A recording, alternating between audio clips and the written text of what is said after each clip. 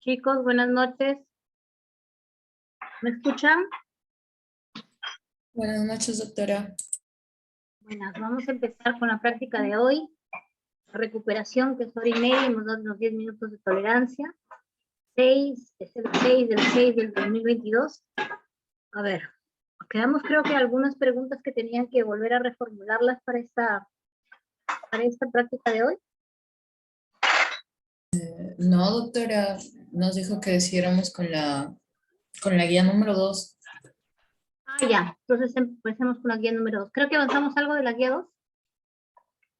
No, doctora, No, no hemos doctora, avanzado nada. recién la vamos a iniciar. No han cruzado tantos grupos. Ya, entonces empecemos. ¿Quién va a compartir? Yo, doctora. Ya.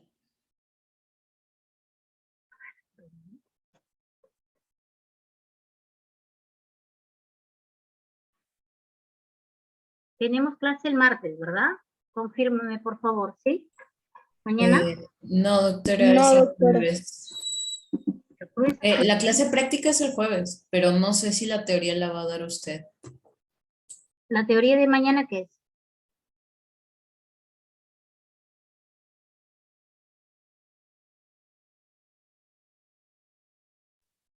Síndrome coronario agudo.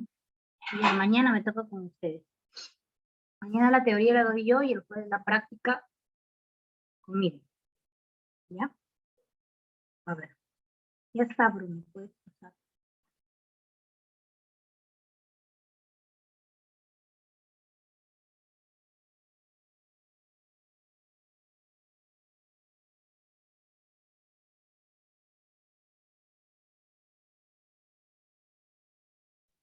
Doctora, ¿sí se observa?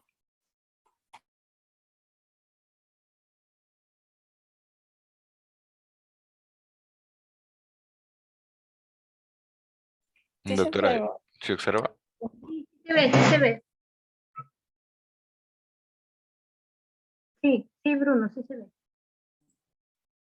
Ya. Bueno, buenas noches, doctora. Vamos a empezar el caso clínico número 2.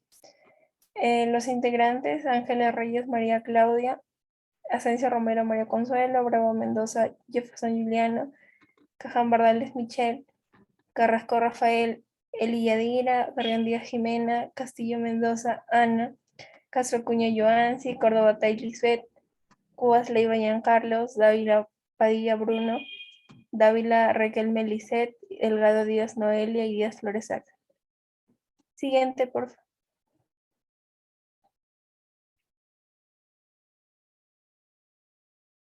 Bueno, dentro de la tabla de contenido tenemos lo que es, en primer lugar, la lectura del caso clínico con los datos del paciente, dos, síndromes y problemas de salud, y luego otro contenido que en esta parte creo que ha habido un error de tipeo. También vamos a hablar de la fisiopatología, de lo que es la insuficiencia cardíaca crónica, la diferencia entre una insuficiencia cardíaca crónica derecha e izquierda. También vamos a definir lo que son ruidos cardíacos. Luego vamos a hacer la lectura de EKG. Vamos a hablar también de lo que es el plan diagnóstico para el paciente y finalmente lo que es el tratamiento. Siguiente.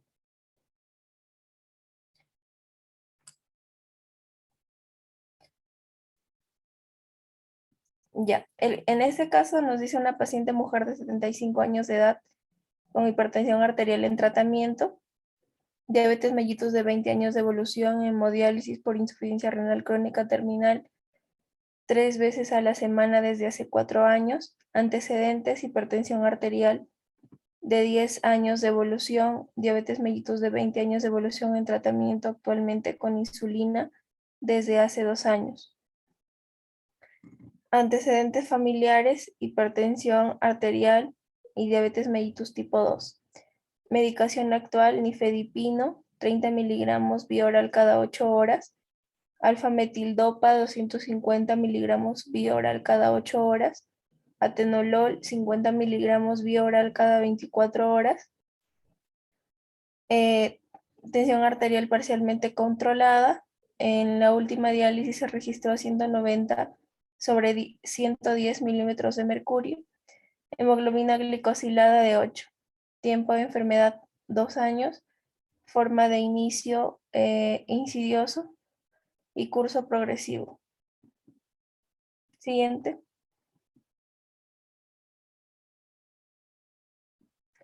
Paciente refiere que presenta sensación de falta de aire y fatiga cuando realiza caminatas en su casa. No deambula sola en la calle, utiliza silla de ruedas.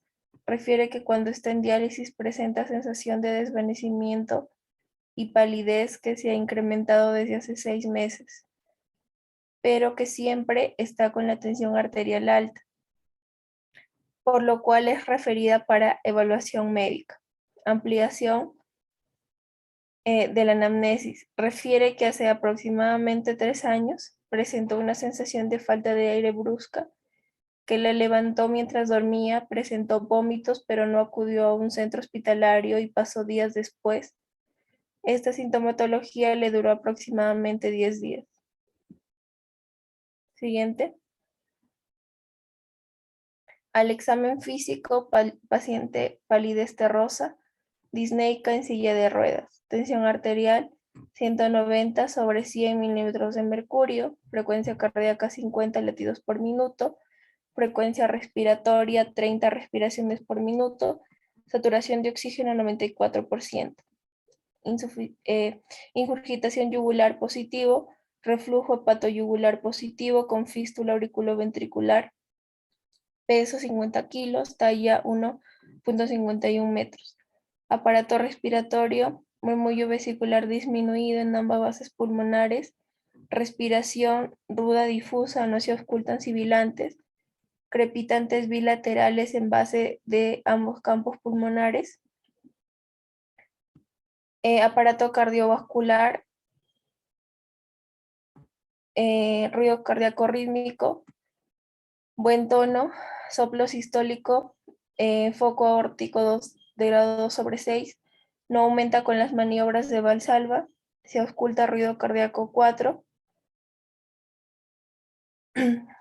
pulsos periféricos palpables y simétricos, abdomen blando depresible, no dolor a la palpación, signos de Murphy, McBurney y Bloomberg negativo. Edema bilateral en miembros inferiores. Paciente responde al interrogatorio orientado en tiempo, espacio y persona en los signos de focalización. Siguiente. Ya, respecto a la radiografía de tórax, lo que podemos observar va a ser una radiografía de tórax antero-posterior. También lo que vamos a poder observar va a ser la aparición de consolidaciones pulmonares. También lo que vamos a poder apreciar va a ser lo que va a ser la aparición de infiltrados algodonosos periliares en alas de mariposa. También lo que vamos a poder apreciar van a ser infiltrados intersticiales difusos. También lo que vamos a poder apreciar va a ser tanto el ángulo costofrénico como el libre, como el ángulo costocardíaco también libre. También lo que vamos a poder observar va a ser la presencia de algunas radiopasidades en ambos pulmones, tanto en la parte central y también en la parte basal, ¿no? En la región central como en la región basal, ¿no? También lo que podemos ver va a ser densidades óseas normales, y también lo que vamos a ver es que se va a poder visualizar la silueta cardíaca, y también es que se ve discretamente un engrosamiento, ¿no? Ya, siguiente, por favor. Un momento, ¿engrosamiento dónde?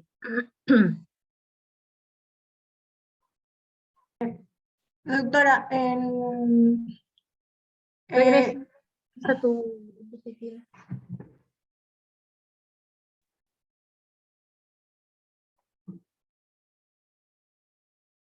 doctora. Sí, ¿engrosamiento dónde? ¿Engrosamiento? Ya, doctora, engrosamiento.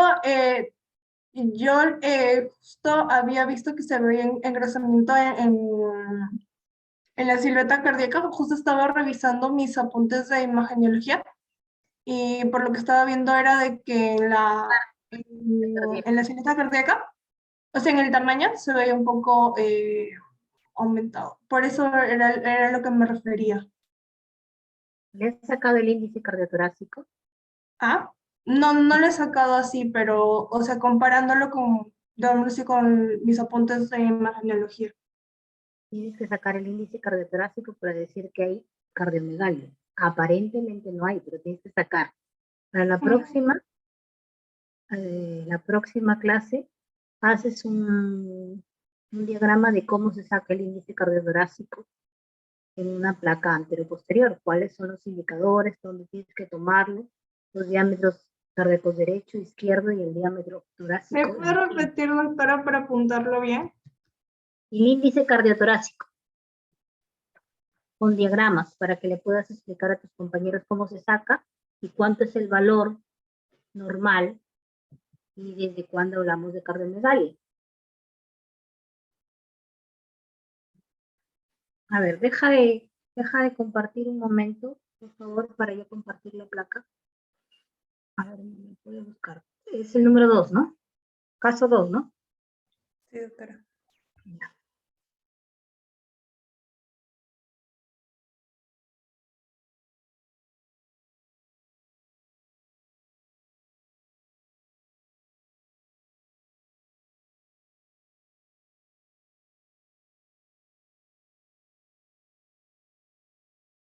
Doctora,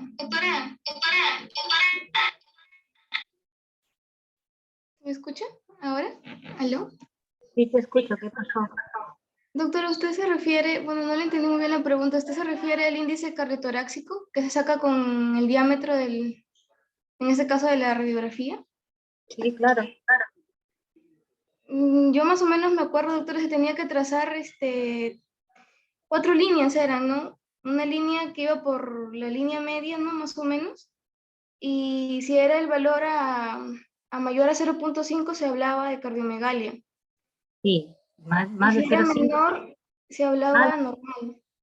Más de 0,5 en adultos se habla de cardiomegalia, pero tienes que definir bien de dónde a dónde se traza y se busca el diámetro mayor para external derecho, diámetro mayor para external izquierdo y diámetro interno torácico. Por eso le digo que tienen que hacerlo para la próxima semana, para que lo puedan tener bien fijo en su mente. La segunda, ¿no? Ahí se refiere a cuando se trazaban las líneas sobre las apófisis transversas, ¿no? Primero esa era la línea que iba por el medio, ¿no?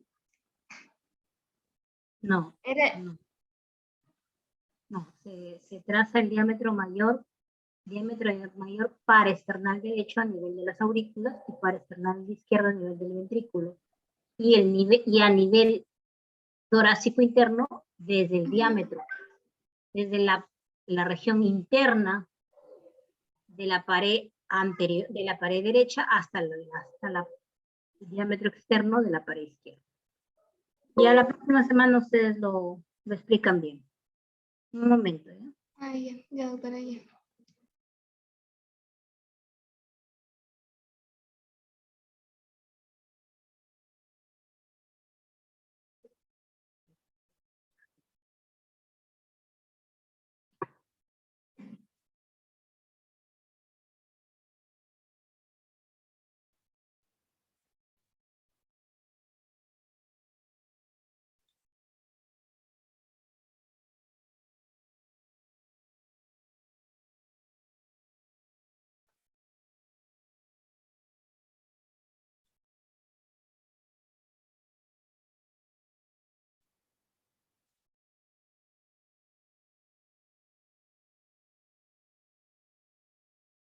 ¿Ya? ¿Pueden ver?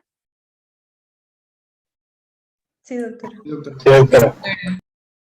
Nosotros en una placa anteroposterior vamos a ver si está bien tomada, ¿no? Para que esté bien tomada tenemos que tener las clavículas simétricas en forma de V, la columna central con la columna vertebral central, con la columna de aire central a esta columna vertebral, con su bifurcación holocarina, y tenemos el ángulo,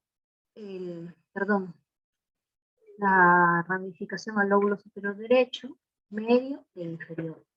Y hacia el izquierdo que va hacia el lóbulo superior e inferior.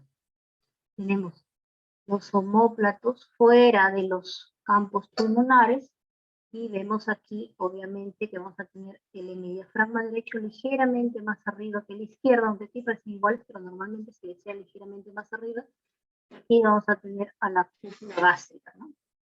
Sobre todo cuando estás de pie, vamos a ver a la burbuja o gástrica. Entonces el índice cardiotorácico lo tomas en el ángulo, buscando el diámetro mayor para esternal derecho, diámetro mayor para esternal izquierdo, y el diámetro desde la pared, la pared derecha interna hasta la pared izquierda externa. Y así sacas el índice cardiotorácico. Tenemos acá que vamos a tener varias huellas o improntas que te va a dejar, ¿no? Este es el pulmón derecho, el pulmón izquierdo. Aquí vamos a tener la aurícula derecha. La aurícula derecha no se ve la aurícula izquierda normalmente. Cuando está crecida se va a ver la aurícula izquierda en esta parte, ¿no? En esta parte se puede ver como un doble contorno. Vena cava inferior, la aorta ascendente, la vena cava superior, los troncos supraórticos, la parte de la primer tronco supraórtico, el callado aórtico, la arteria pulmonar, esta es la aorta o el callado aórtico, que es mucho más grande y calcificado en los ancianos, y la arteria pulmonar, que siempre, normalmente, está de menos tamaño que la aorta o está excavada. Cuando nosotros tenemos una pulmonar más grande que la aorta, estamos hablando de una patología pulmonar.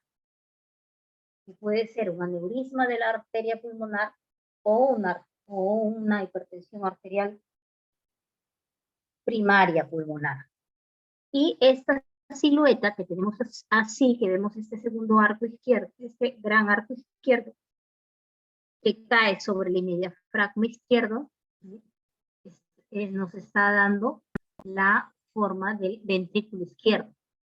Cuando nosotros tenemos una punta del corazón que no cae sobre el diafragma, sino que se eleva y termina la punta acá arriba, entonces estamos hablando de crecimiento del ventrículo derecho. Y cuando nosotros tenemos un aumento de esta onda, estamos hablando de un aumento de la aurícula izquierda y obviamente también de la aurícula izquierda, y crecen hacia atrás, y crece en forma de una circunferencia que se va a ver como doble punto. Aquí, por ejemplo, este paciente tiene una pulmonar prominente, posiblemente en relación a hipertensión pulmonar, probablemente. No es la placa exactamente del paciente que hemos descrito, pero aquí vemos un aumento del cono de la pulmonar, vemos un ventrículo izquierdo enterrado sobre el diafragma, tenemos que sacar el índice cardiotorácico, no parece que estuviera grande, pero hay que sacarlo. Vemos el ángulo costofrénico derecho y izquierdos libres, los ángulos con el diafragma y el corazón libre, pero sí tenemos un aumento de la vasculatura pulmonar a nivel de los ilios y con una redistribución a nivel cefálico, se van hacia arriba, ¿no? También podríamos ver que puede haber alguna consolidación en las bases con broncograma aéreo, como aquí. Esto nos habla probablemente de algún derrame intercisural, se llama derrame intercisural. Y lo que podemos ver es que los vasos como que se amputan aquí, ¿no? Se amputan, no llegan hasta el vértice, se amputan a la mitad, más o menos, aquí también. Y esto puede ser un signo indirecto también de hipertensión pulmonar. Claro que no es la arterial pulmonar, no es la típica placa de un paciente con hipertensión arterial pulmonar, porque los típicos pacientes, pues, aparte de que tienen la pulmonar aumentada, los vasos aumentados, suelen ser los pulmones negros, poco aireados, y los vasos más amputados, inclusive los vasos solamente llegan hasta este primer tercio. Pero Doctora, ¿pulmones negros o qué? ¿Mm? ¿Pulmones negros o qué dijo? Doctora, ¿podría repetir? Poco aireados. Aireados. Entonces, O sea, como el aire atrapado, ¿no? Negros, ¿no? Hipertensión pulmonar. Poco vascularizados, no aireados, sino poco vascularizados. Entonces, ya, doctora. esto no es una placa típica, como les digo, pero sí nos puede dar algunos signos indirectos de que puede haber algún grado de hipertensión pulmonar. Las placas típicas de la hipertensión pulmonar, por ejemplo, las encontramos en aquellas personas que tienen hipertensión pulmonar arterial idiopática, que son gente muy joven, la mayoría mujeres, y joven me refiero a menores de 30 años de edad, y que suelen tener un pronóstico muy infausto, porque tienen un promedio de vida del diagnóstico hasta su muerte en aproximadamente 3 años. Y cuando ya tienen síncope o tienen dolor torácico, al año la muerte, ¿no? Entonces realmente estos pacientes tienen poca respuesta a los tratamientos y el pronóstico es pobre. Esta no es una placa típica, pero sí tenemos la pulmonar aumentada y los vasos amputados. Posiblemente sea de un anciano que tiene algo de hipertensión pulmonar porque la pulmonar está aumentada. Tendremos que sacar el índice cardiotorácico para ver si está aumentado o no, que podría ser expensas del ventrículo izquierdo porque es lo que más se ve prominente, enterrado sobre el diafragma izquierdo, y ya veremos más adelante qué más. Y tiene un derrame interstisural, ¿no? Probablemente esos crepitantes o subcrepitantes es por por estas consolidaciones que se pueden ver aquí, ¿no? Con broncograma aéreo. Pero estas son las improntas de una radiografía posterior anterior, que es lo que vas a encontrar en una placa de tórax, ¿no? Pulmones, derecho, izquierdo, y las siluetas, ¿no? Sobre todo la aurícula derecha, que sería esta, y el ventrículo izquierdo, que sería este. Parte de la orejuela, que no siempre se ve, la pulmonar y la aorta. ¿Ya? A ver, sigamos. Sigan, yo voy a dejar de compartir.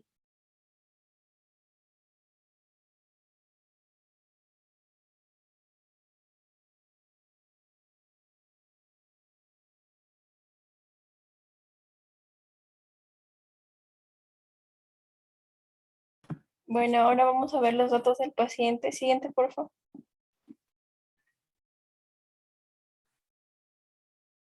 En la afiliación, sexo femenino, edad 75 años, tiempo de enfermedad 2 años, forma de inicio insidioso, curso progresivo. Antecedentes, hipertensión arterial de 10 años de evolución en tratamiento. Último registro 190/110 minutos de mercurio. Diabetes mellitus de 20 años de evolución. En tratamiento actualmente con insulina desde hace 2 años. Insuficiencia renal crónica terminal en hemodiálisis 3 veces a la semana desde hace 4 años.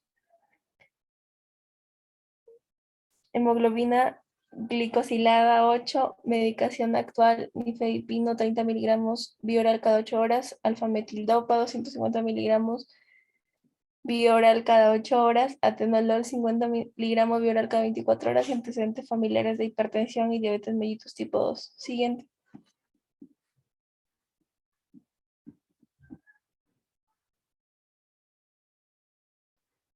Síntomas: disnea grado 4, fatiga, sensación de desvanecimiento, disnea paroxística nocturna hace 3 años.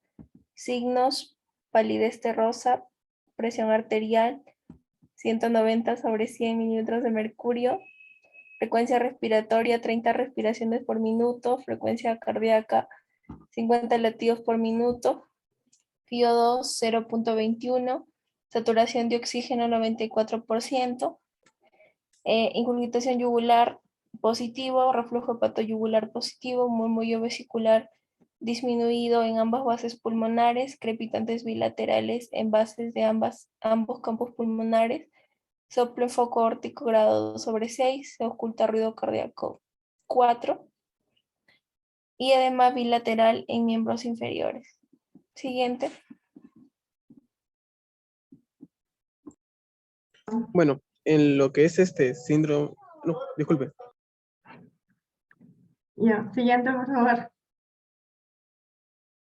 Ya, en los síndromes y problemas de salud, los hemos agrupado en dos grandes grupos, principalmente. Uno, en una insuficiencia cardíaca crónica. Primero porque la paciente va a tener ingurgitación yugular positiva y también va a tener un reflujo hepatoyugular positivo. También va a tener un murmullo vesicular disminuido en ambas bases pulmonares. También va a tener crepitantes bilaterales en bases de ambos campos pulmonares.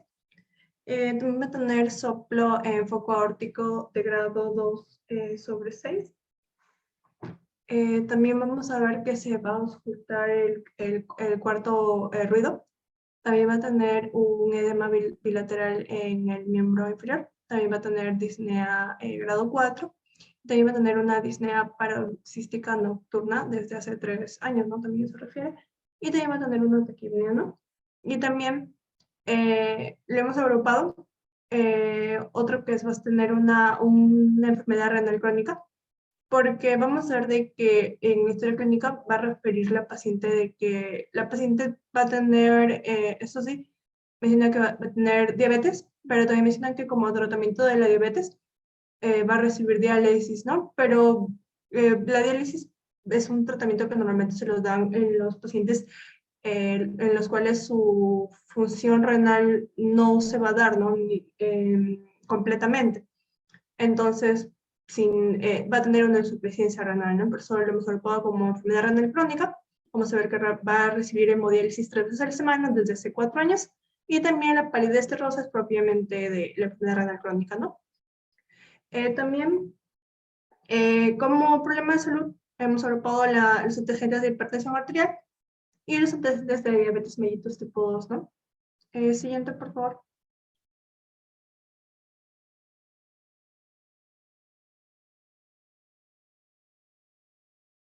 Historia clínica.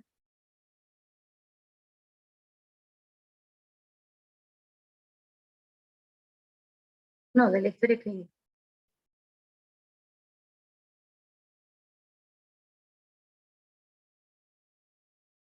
Ya, efectivamente es una paciente con hipertensión arterial en tratamiento no controlada actualmente, ¿no? Que tiene 190/110 para un paciente con IRCP. Entonces, es una diabética de 20 años de evolución en hemodiálisis, o sea que tiene menos del 15%, de 15% de la función renal, por lo tanto está en tratamiento dialítico sustitutorio, ¿no? A ver, está con medicamentos, nifedipino 30 cada 8, alfametildopa cada 8, atenolol, y aún así tiene presiones altas en una hemoglobina glicosilada de 8. Aparentemente la hemoglobina glicosilada está bien controlada, ¿no? O sea, las glicemias de los 3 últimos meses están bien controladas. Sí. La siguiente. No, la siguiente. El paciente refiere sensación de falta de aire y fatiga cuando realiza caminatas en su casa. O sea, tiene disnea, clase funcional 4. Teniendo en cuenta que es una paciente con IRCP y con diabetes mellitus, por lo tanto esa disnea también puede ser un equivalente anginoso. ¿Saben lo que es el equivalente anginoso, verdad? Chicos, ¿alguien sabe lo que es el equivalente anginoso?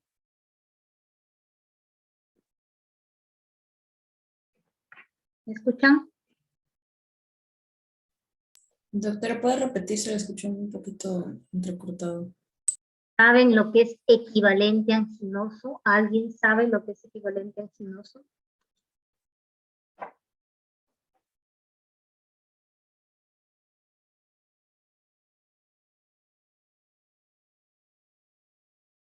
No, doctora.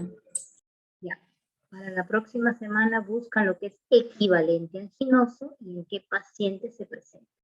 ¿Ya? O sea que tiene una disnea, clase funcional 4, que tiene un equivalente anginoso y refiere que cuando está en diálisis presenta sensación de desvanecimiento, o sea, lipotimia, y palidez que se ha incrementado desde hace 6 meses. Pues eso no lo tenía, hace 6 meses es un nuevo síntoma que está apareciendo. pero que siempre está con la tensión arterial alta. La ampliación de la anamnesis refiere que hace 3 años presentó una sensación de falta de aire brusca, o sea, un equivalente anginoso, que la levantó mientras dormía, o sea, un equivalente anginoso en el reposo. Habitualmente este tipo de pacientes pueden presentar equivalentes anginosos con el ejercicio, al caminar, al subir escaleras, al hacer esfuerzo, y disminuye con el reposo y disminuye con los nitratos. Pero cuando ya se presenta un equivalente anginoso con el reposo, podríamos estar enfrentándonos ante un problema coronario, un evento coronario, que aparentemente se dio hace 3 años, que la levantó mientras dormía. Habitualmente tú, para que te levante algo mientras tú estás durmiendo, tiene que ser algo muy doloroso o muy fastidioso, ¿no? Un dolor de estómago, un dolor de pecho, o alguna molestia, pero de gran cuantía. Presentó vómitos, o sea, tuvo signos vegetativos, estaba pálida, y presentó vómitos, pero no acudió a un centro hospitalario y pasó días después, o sea que es equivalente anginoso, duró días después. Esta sintomatología duró aproximadamente 10 días. O sea, posiblemente estamos ante una paciente que tuvo un evento coronario hace 3 años y lo que ha quedado pues, es obviamente una falla cardíaca crónica, como ustedes lo han puesto, que puede ser derecha e izquierda porque tiene las dos características, pero que tiene una enfermedad coronaria crónica de base. ¿Ya? Porque la falla cardíaca crónica puede ser por múltiples causas, miocardiopatías, cardiopatías restrictivas, cardiopatías dilatadas, enfermedad coronaria isquémica, enfermedad coronaria isquémica, falla y cardiopatía hipertensiva, qué sé yo. Pero hay que ver por qué podría ser la causa. Falla cardíaca crónica está bien planteada, pero probablemente sea por una enfermedad coronaria crónica. Ya no aguda, porque no está haciendo el evento agudo que se está infartando ahorita, no, se infartó hace 3 años. Y esto es la secuela que le está quedando. Sigue. La otra. Bueno, encontramos que está con una hipertensión no controlada, está bradicárdica, probablemente por el atenolol que está tomando, está taquipneica, está saturando 94, más o menos. Tiene ingurgitación yugular positiva y reflujo hepatoyugular positivo, o sea que tiene falla cardíaca derecha. Tiene murmullo disminuido en ambos campos pulmonares, debe tener algo de líquido bilateral basal. Respiración difusa, crepitantes bilaterales en ambos campos pulmonares, una falla cardíaca izquierda. Un soplo sistólico 2/6 en foco aórtico.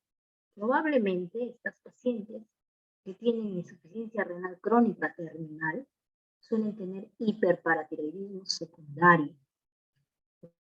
Por lo tanto, tienen calcificación de muchos de los vasos y de partes blandas inclusive. Entonces, probablemente esta paciente pueda tener una aortoesclerosis, por eso presenta este soplo sistólico. No nos dicen un gradiente, no nos dicen que es piante, no nos dicen que tiene un pulso parvustardo, no nos dicen eso, entonces nos aleja un poco la posibilidad que sea una estenosis aórtica, pero puede ser por el problema de su hiperparatiroidismo secundario por la IRCT. No aumenta con las maniobras de Valsalva, o sea que aparentemente no hay una cardiomiopatía obstructiva dinámica. O sea, no hay una obstrucción dinámica cuando el paciente hace maniobras de Valsalva. Y se ausculta un cuarto ruido, o sea, un ruido patológico que ya ustedes lo van a describir. Los pulsos periféricos son palpables y simétricos, nos dice que sea parvustardos, por lo tanto nos aleja de un problema valvular aórtico de otra índole que no sea una aortoesclerosis. El abdomen blando, depresible, no dolor a la palpación, no hay signos de irritación peritoneal. No dicen que palpan hígado o vaso, pero probablemente tenga algo de hepatomegalia. Edema bilateral en miembros inferiores propio de la falla cardíaca derecha. Y la paciente está orientada en tiempo, espacio y persona, no hay signos de focalización, o sea que la paciente está lúcida. Digamos, Póngase ya en sus diagnósticos, en sus síntomas.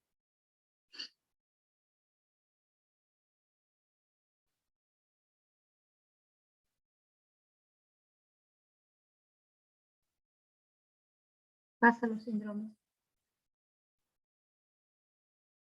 Ya. Entonces tenemos una falla cardíaca crónica, derecha e izquierda, o sea, mixta, probablemente por una enfermedad coronaria crónica, que sería la base por la cual se sustentaría esta falla cardíaca crónica, debido al antecedente del equivalente anginoso hace 3 años, tiene una enfermedad renal crónica terminal, por diabetes mellitus, por hipertensión arterial no controlada, y tiene actualmente una hipertensión arterial no controlada y una diabetes mellitus tipo 2 aparentemente controlada por la hemoglobina glicosílada. ¿Ya? Digamos. O sea que ahí les falta lo de que es la enfermedad coronaria crónica. Digamos.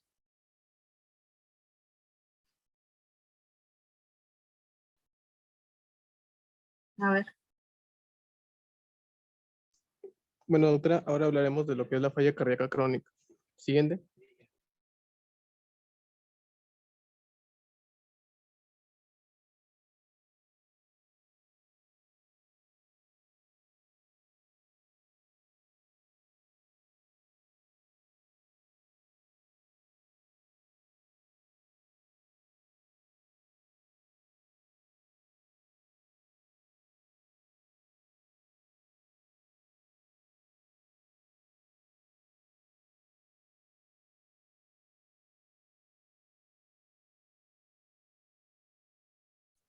Doctora, Bueno, mi doctora, mi compañero, compañero ha sufrido un imprevisto con su internet. Bueno, en sí vamos a hablar acerca de la clínica y la fisiopatología de la insuficiencia cardíaca crónica. Para esto vamos a empezar con... Sí ha dado su parte, él ha hecho el trabajo y todo, ¿no? Ah, no, Doctora, sí, claro, él sí. Ah, ya llegó, doctora. Ay, justo disculpe, llegó. sí, doctora, se me había cerrado el Zoom. Ah, ya. A Ya. ver, Bueno, hablaremos de lo que son los síntomas y cómo funciona su fisiopatología. Primero vamos a hablar un poco de los síntomas.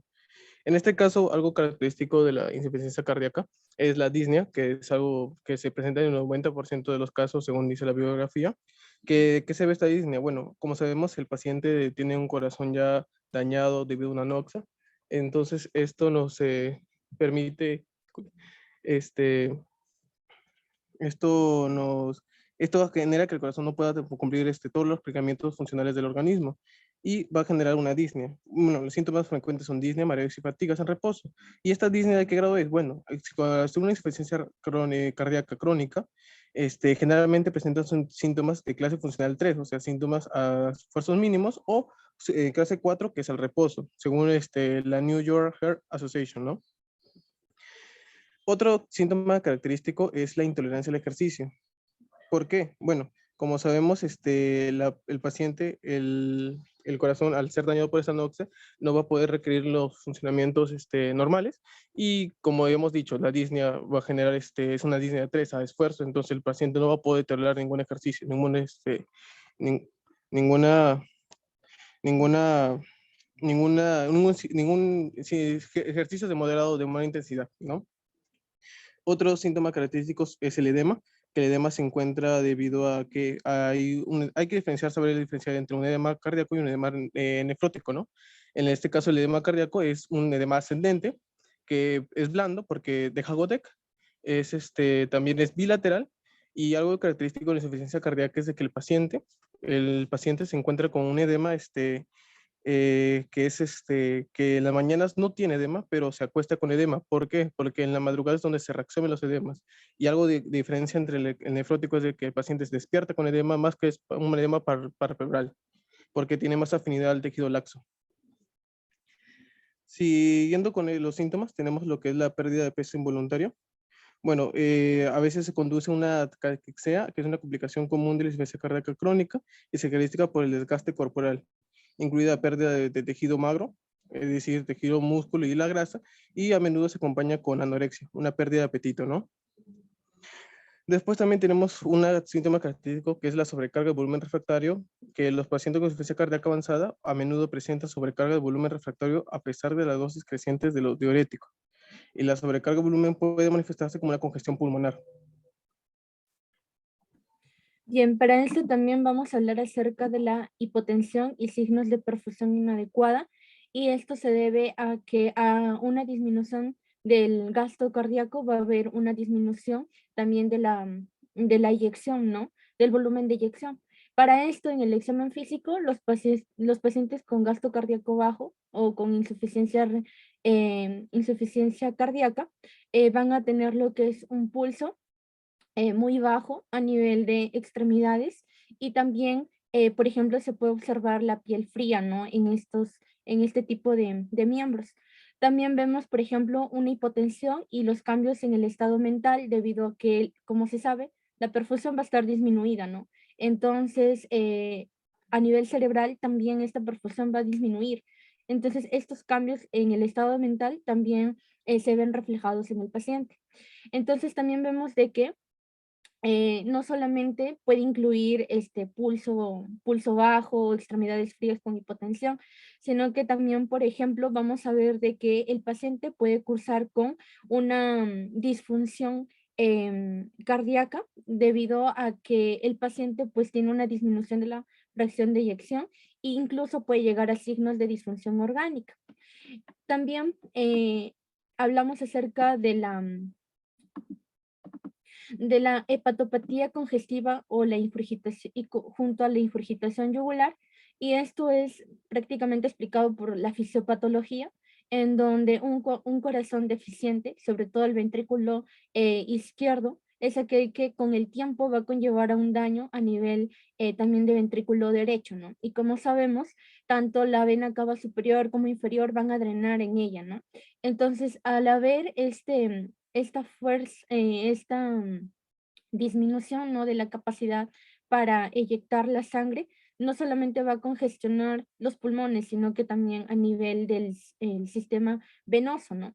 Entonces, esto se va a ver reflejado debido a que en el caso de una congestión venosa, hay que tener en cuenta que el hígado va a tener lo que es la vena hepática, en donde va a drenar, ¿no? Toda la sangre, y bueno, al haberse esto involucrado, entonces va a congestionar en sí también la parte hepática, a la vez que la ingurgitación yugular se va a generar, por ejemplo, en una maniobra. Al evaluar el hígado, hacemos cierta presión y vemos cómo también la vena yugular también se va a ver aumentada de tamaño, ¿no? Y con respecto a la función renal, hablamos acerca de que en el caso de una insuficiencia renal, vamos a ver de que va a haber una reducción en sí de la tasa de filtración glomerular. Entonces, esto mayormente se debe a que como hay una disminución del gasto cardíaco, también hay una disminución de la perfusión renal. Entonces, también como la congestión es a nivel sistémico y también venoso, entonces va a haber también un aumento de la presión venosa renal. Entonces, va a asociarse mucho más a una tasa de filtración más baja, ¿no? Entonces, va a haber urea y creatinina elevados, y lo cual se puede asociar a una mayor mortalidad del paciente. Siguiente. Bien, con respecto a los criterios de Framingham para realizar el diagnóstico de insuficiencia cardíaca, vamos a tener en cuenta criterios mayores y menores. Para ello, vamos a tener en cuenta la disnea paroxística nocturna dentro de los criterios mayores, que es uno de los síntomas más frecuentes dentro de los pacientes con insuficiencia cardíaca, y consiste pues en que el paciente va a tener esa sensación de ahogo cuando haya pasado de 1 a 2 a 3 horas iniciado su sueño, ¿no? Y vemos de que el paciente se levanta bruscamente por esta sensación, y bueno, esta sensación puede durar de 5 a 10 minutos. También se puede presentar los estertores, el edema agudo de pulmón, y esto se debe a la congestión pulmonar que está sufriendo el paciente, la cardiomegalia, el tercer ruido, la ingurgitación yugular, que ya lo mencioné, y también el aumento de la presión venosa junto al reflujo hepatoyugular y la pérdida de peso. Bueno, y en criterios menores tenemos la disnea de esfuerzo, el edema en miembros inferiores, el derrame pleural generado debido al edema agudo de pulmón, la hepatomegalia, tos nocturna y la taquicardia de 100 latidos de mayor a 100 latidos por minuto. ¿Y cómo se diagnostica con el criterio Framingham? Bueno, para el diagnóstico esto debe haber 2 criterios mayores o puede haber un criterio mayor más 2 criterios menores. Siguiente, por favor.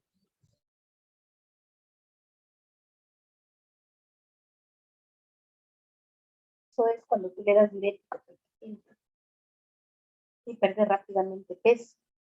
Sin embargo, tampoco puedes picar tanto al paciente porque es contraproducente.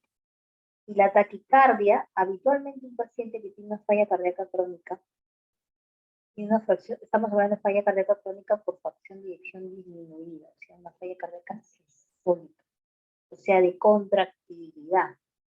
Cuando tú tienes una disminución de la contracción del ventrículo izquierdo como bomba, tiene que compensarse para mantener el gasto cardíaco. ¿Cómo se compensa? Elevando la frecuencia cardíaca. Entonces, un paciente con una falla cardíaca crónica suele ser taquicárdico. Suele ser taquicárdico, mantiene presiones bajas o limítrofes, a veces presiones altas, pero la gran mayoría de presiones bajas y limítrofes. Obviamente ese es un ejemplo, ¿no? No es un paciente real. Suele tener mala perfusión tisular de zonas acras, el tiempo de perfusión de llenado tisular es mayor a lo normal, suelen ser pálidos, el paciente suele estar sudoroso y taquicárdico para mantener el gasto cardíaco. Mientras menos fracción de eyección tenga, más taquicardia produce, porque ya van a hablar acerca también de los mecanismos de compensación que hay para mantener esta homeostasis del gasto cardíaco. Entonces se liberan muchos neurohormonas, sistemas neuromorales. Uno de ellos es el sistema nervioso simpático. Por lo tanto, los pacientes suelen estar taquicárdicos, hiperalertas, angustiados por esta liberación hormonal, que como les vuelvo a repetir, en un primer momento trata de compensar todo el problema que tiene por la fracción de eyección disminuida, pero esto al final es deleterio porque sigue el mismo círculo vicioso y hay complicaciones o consecuencias a largo plazo por mantener estos sistemas neurohormonales libres, ¿no? Lo ideal es, como todo en la vida, ir a la causa de fondo. Si nosotros tenemos una enfermedad coronaria crónica como base para este problema de la falla cardíaca crónica, entonces tenemos que ir a la base del problema. ¿Cuál es? Ver si todavía hay tejido viable que recuperar, que eso es lo ideal,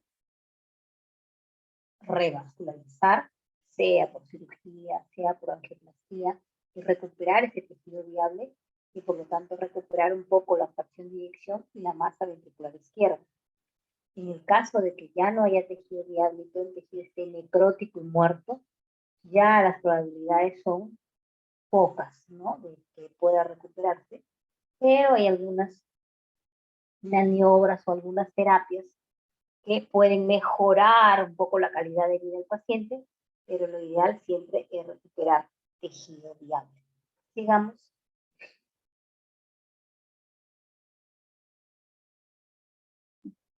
Bien, bueno, en estos momentos vamos a hablar acerca de la fisiopatología que podemos encontrar de cómo se da, ¿no?, la insuficiencia cardíaca izquierda. Y bueno, mayormente vamos a empezar por las causas. Dentro de las causas más comunes son dos. Uno es la hipertensión arterial crónica y la isquemia, o sea, un infarto agudo de miocardio.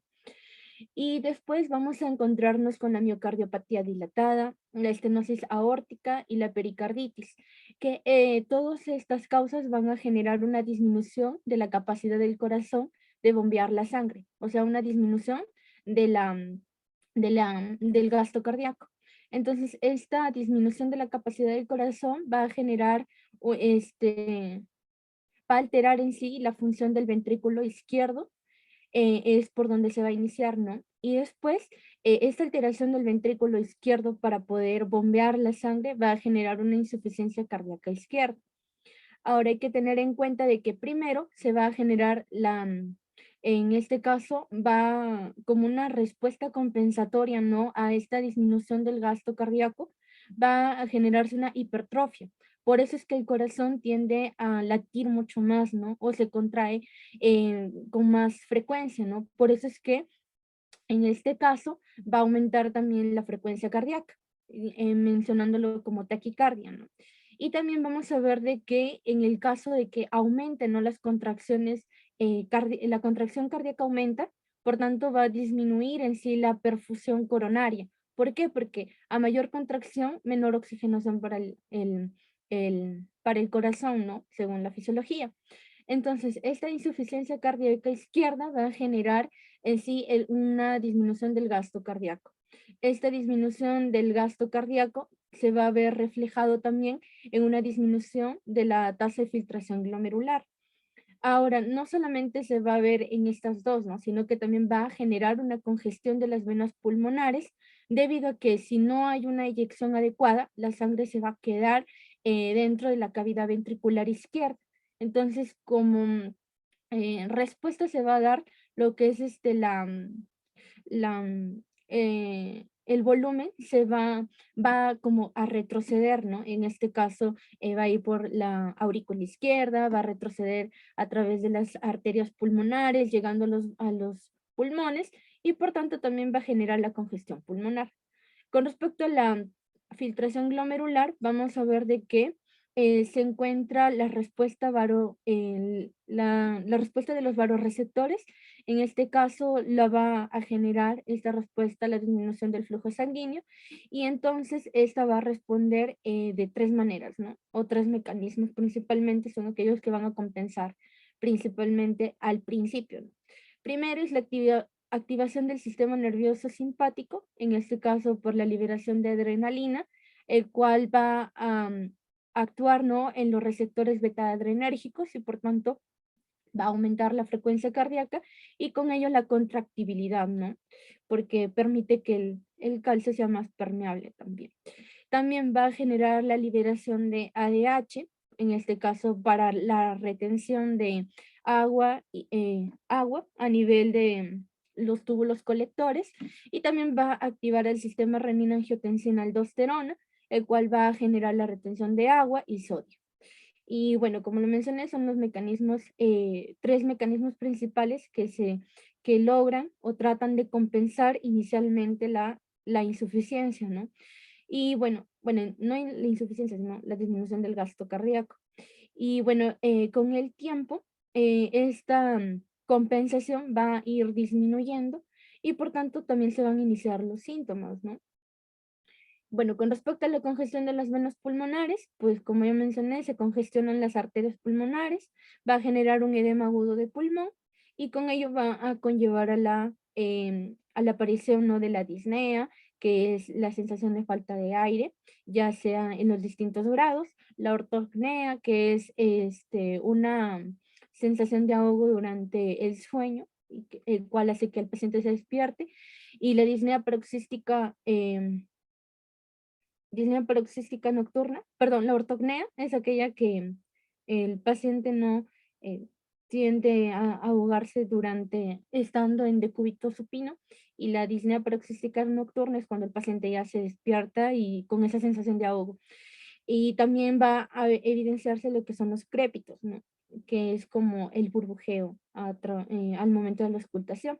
Entonces, esto se convierte en la primera causa en sí de la insuficiencia cardíaca derecha, ¿no? Porque ya se va a involucrar todo.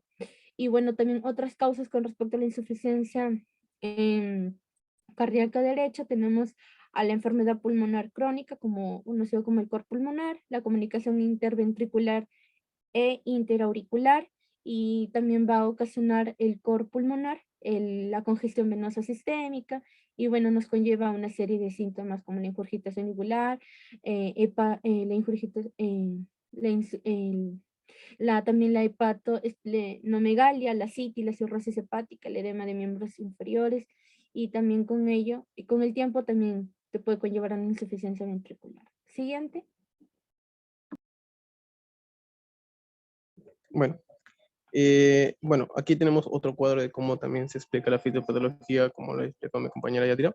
En este caso, vemos que el acontecimiento índice, ya sea una lesión cardíaca, ya sea la sobrecarga hemodinámica, una cardiopatía hereditaria, o los factores de riesgo mismos, ¿no? Fumador, diabetes, hipertensión arterial, y que tenga una hipertensión arterial ya diagnosticada de ese tiempo, entre otros, genera que una disminución de la capacidad de la bomba de corazón.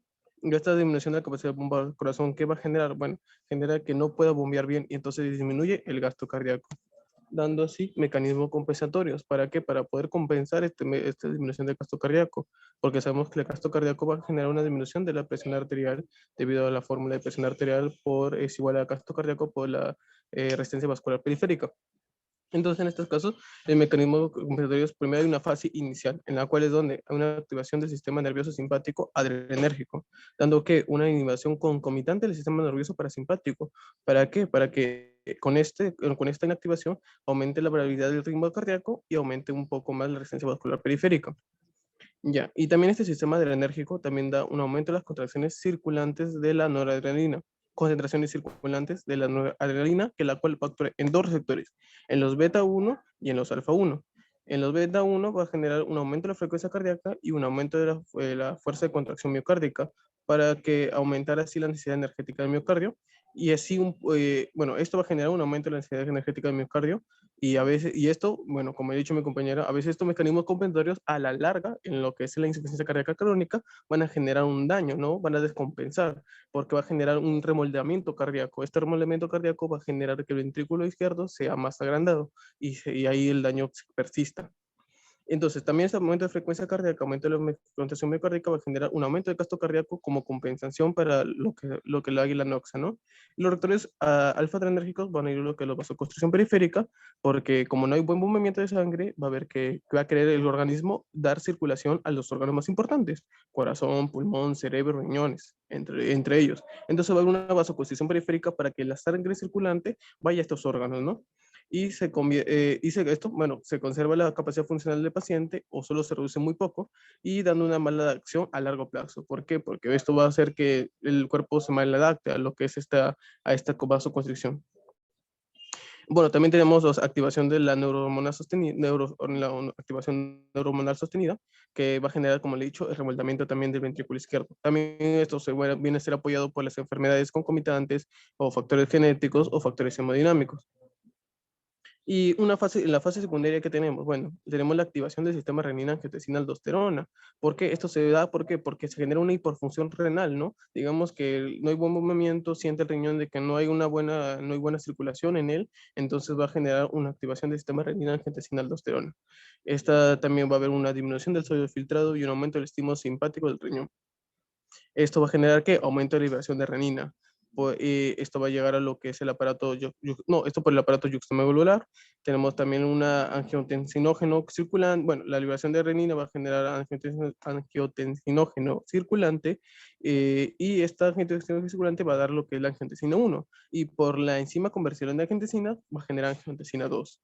Bueno, también hay otras formas de que NASAs llegan a ser angiotensina 2, pero son por vías independientes a la enzima convertidora de angiotensina.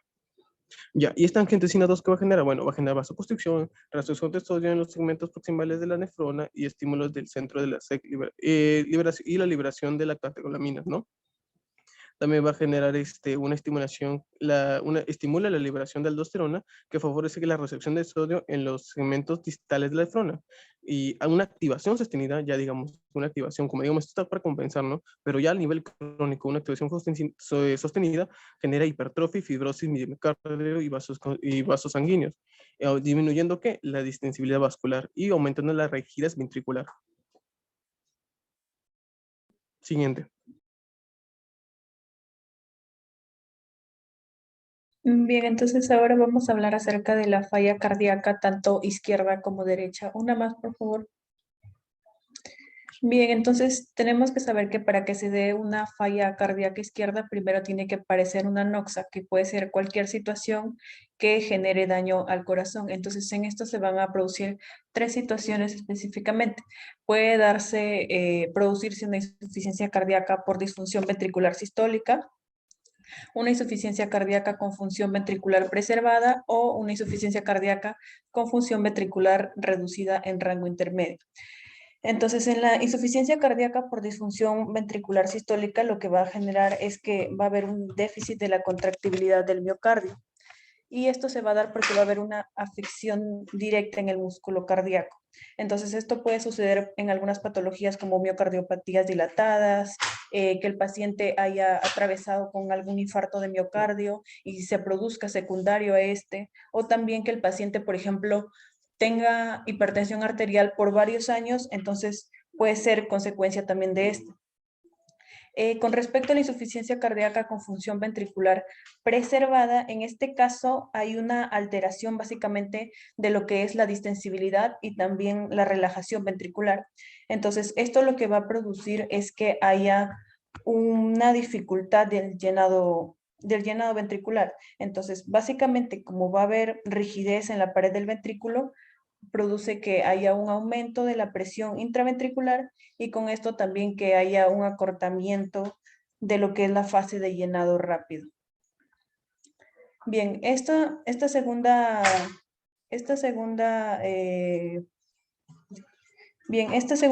se podría decir característica, se da en algunas patologías como hipertensión, se puede dar también en miocardiopatías hipertróficas, miocardiopatías restrictivas, cardiopatías isquémicas, así como también puede darse en algunas alteraciones valvulares como puede ser insuficiencias o estenosis. O también había leído que puede darse en algunas arritmias en las cuales pues va a haber reducción del tiempo de llenado ventricular y también van a estar caracterizados por hipocontractibilidad.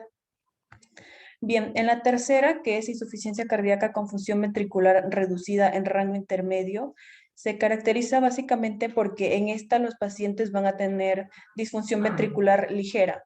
O había leído que también puede darse casos en los que sea disfunción ventricular grave, pero en este caso la función ventricular se ha ido recuperando poco a poco porque el paciente ha estado recibiendo un tratamiento óptimo y está dando frutos, o también porque se ha eliminado la etiología que está generando esto, ¿no? Entonces, estas 3 situaciones lo que va a generar al final es que va a haber una alteración de la fracción de eyección. Entonces, al haber una alteración de la fracción de eyección que va a estar disminuida, también va a alterarse el gasto cardíaco y va a disminuir. Entonces, al disminuir el gasto cardíaco, básicamente lo que va a producir es que la sangre se acumule y aumente lo que es la presión del ventrículo izquierdo y también, por ende, al ir progresando esta, va a aumentar lo que es la presión de la aurícula izquierda y posteriormente de las venas pulmonares. Entonces, esto lo que va a ocasionar al final es que aumente la presión capilar y va a exceder a lo que es la presión oncótica de las proteínas plasmáticas y va a conllevar a que se produzca la congestión pulmonar. Y la congestión pulmonar, al final, por el aumento de las mismas presiones, la presión hidrostática, va a terminar generando lo que es el edema de intersticio pulmonar. Bien, entonces va a haber también ciertas situaciones como por ejemplo el drenaje linfático en estas situaciones sí va a estar funcionando. Incluso nos mencionaba que podría llegar a incrementarse, pero en realidad el incremento no es suficiente. Va a ser incapaz de poder compensar este aumento de líquido intersticial que se está produciendo, ¿no? Una más, por favor.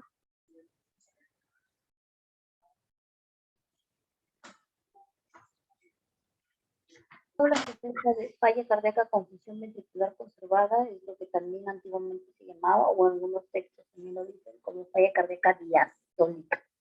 Habitualmente esta falla cardíaca diastólica se da por el ejemplo clásico, cardiopatías infiltrativas, amiloidosis, miocardiopatías restrictivas, cardiopatías hipertróficas.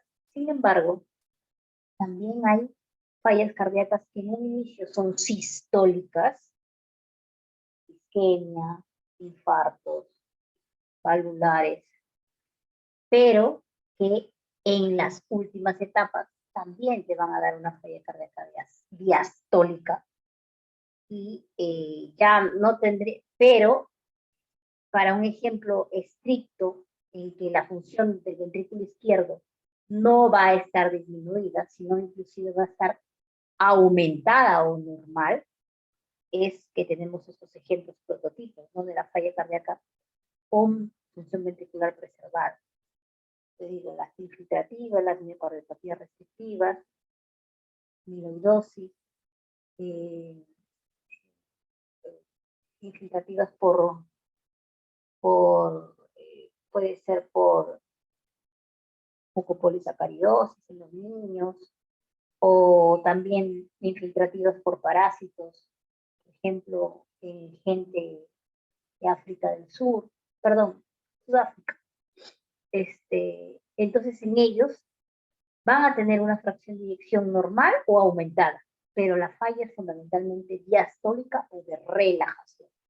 Sin embargo, hay algunas cardiomiopatías con fracción de eyección disminuidas que en su última etapa pueden también presentar falla diastólica, que sería ya una etapa final de la falla cardíaca, ¿no? Que es prácticamente una falla común desenlace fatal, ¿no? Sigamos.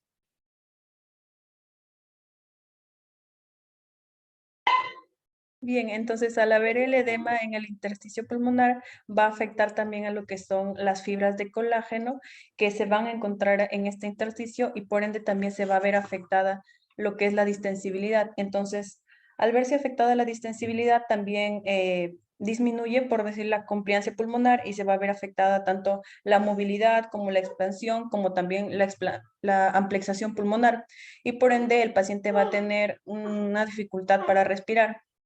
Este mismo edema también va a, básicamente, la acumulación de los líquidos que se va a producir en los alvéolos, va a producir lo que es la alteración del BQ también y va a disminuir lo que es la oxigenación de la sangre arterial sistémica y va a generar lo que es la disnea en el paciente. Pero esta disnea va a tener diferentes presentaciones, ¿no? Puede llegar a presentarse, por ejemplo, como una disnea de esfuerzo, que básicamente es el síntoma más frecuente e importante que se puede presentar en la insuficiencia cardíaca izquierda. Y básicamente el grado de dificultad respiratoria que puede llegar a tener este paciente va a depender de cuán elevada esté la presión en la aurícula izquierda y también básicamente del tiempo en el que se dé, porque si bien sabemos, si la instauración de esta presión auricular aumenta de manera aguda, es decir, en poco tiempo, los síntomas van a ser más severos que a diferencia de que se dé, por ejemplo, en un paciente que sea de manera crónica, porque ya van a haber ciertos mecanismos compensatorios que van a hacer que sea un poco más leve.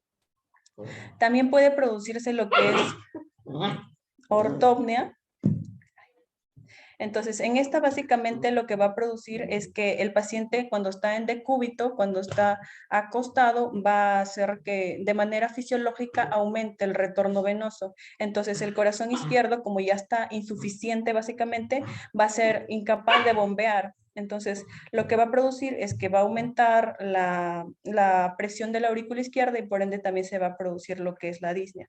Entonces, lo característico de esta básicamente es que el paciente suele decir que duerme con almohadas, ¿no? Para poder dormir plácidamente y de manera prolongada.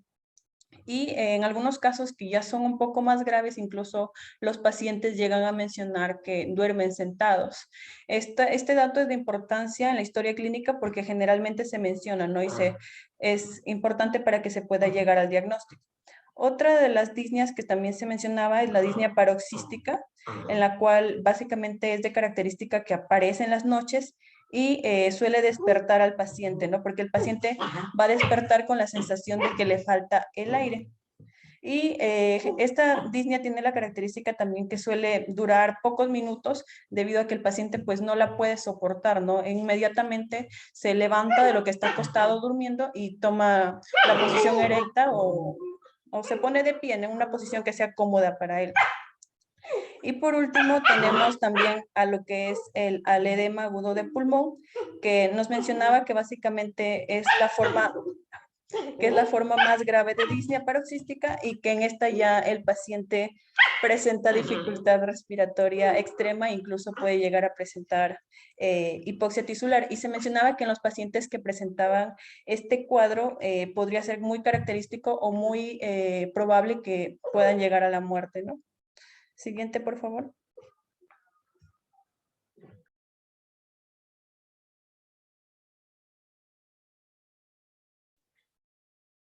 Doctora, ¿me escucha? Ya, doctora, yo voy a continuar hablando acerca de la falla cardíaca derecha. Bien, como mi compañera Noelia había estado mencionando, uy, acá ha habido un error, era insuficiencia cardíaca izquierda. Debemos tener en cuenta que cuando hablamos de una insuficiencia cardíaca izquierda, a diferencia de la derecha, en la cual había incapacidad para movilizar lo que sería la sangre desde la circulación pulmonar en este caso, hacia la circulación sistémica, es decir, va a haber un fallo en lo que sería el reparto de sangre hacia todo el sistema. En cambio, en lo que sería una insuficiencia cardíaca derecha, ocurre una falla en lo que sería el impulso de la sangre hacia la circulación pulmonar. En este caso nos ubicamos por este lado. Por ello, la sangre se va a acumular en lo que sería el sistema venoso y va a ocurrir en sí una acumulación en todo este sistema. Tiene como causas principales a los trastornos pulmonares primarios y a la hipertensión pulmonar, los cuales vienen a ser consecuencia de una falla, en primer lugar, del ventrículo izquierdo.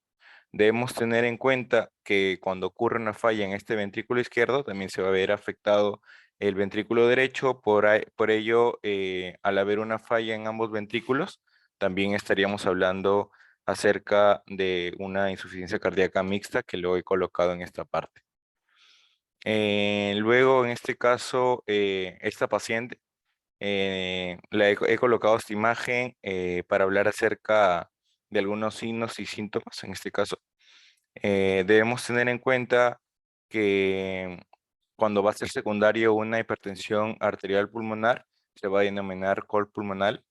Debemos tener en cuenta también a casos de hepatomegalia, principalmente por reflujo hepatoyugular, casos de ascitis, y la causa frecuente en este caso que va a ser un incremento de la presión venosa central y periférica, en la cual se van a evidenciar edemas en los miembros inferiores y también ingurgitación yugular.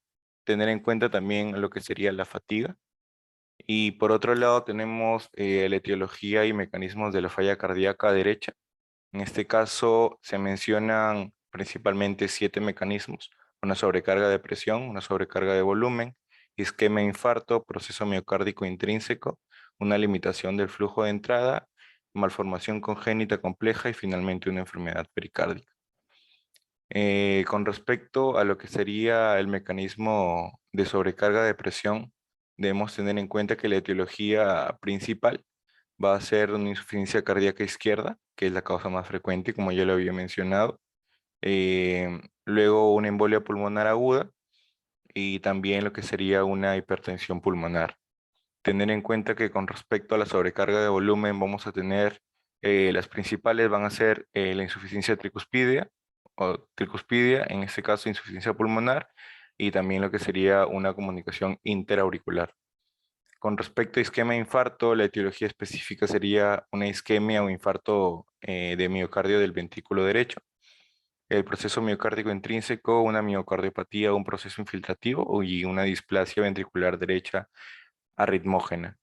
Luego vamos a tener la limitación del flujo de entrada, en este caso va a ser una estenosis tricuspidia y una estenosis de vena cava superior. Luego tenemos a la malformación congénita compleja. En este caso vamos a tener la principal, la tetralogía de Fallot y la anomalía de Einstein. Y finalmente vamos a tener la enfermedad pericárdica. Su etiología específica sería la pericarditis constrictiva. En este caso, para explicar un poco la parte de la gráfica, debemos tener en cuenta que al ocurrir, en este caso, una insuficiencia cardíaca derecha, vamos a tener un acúmulo de líquido en las venas, ¿no? Como ya lo había mencionado. ¿Debido a qué? Debido a que la sangre va a circular lentamente. Con respecto a la parte de los edemas, se va a sustentar debido a que los pies, las piernas y los tobillos comienzan a hincharse y que a veces el edema puede extenderse hasta pulmones, hasta hígado y hasta estómago. Es por eso que de esa manera se va a sustentar lo que sería la hepatomegalia y de igual manera citis. Siguiente.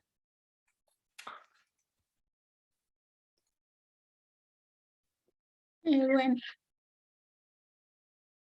Efectivamente, la falla cardíaca derecha puede tener múltiples causas, pero la gran mayoría es cuando es secundaria a algún problema cardíaco izquierdo que ha dañado el pulmón y que ha dado como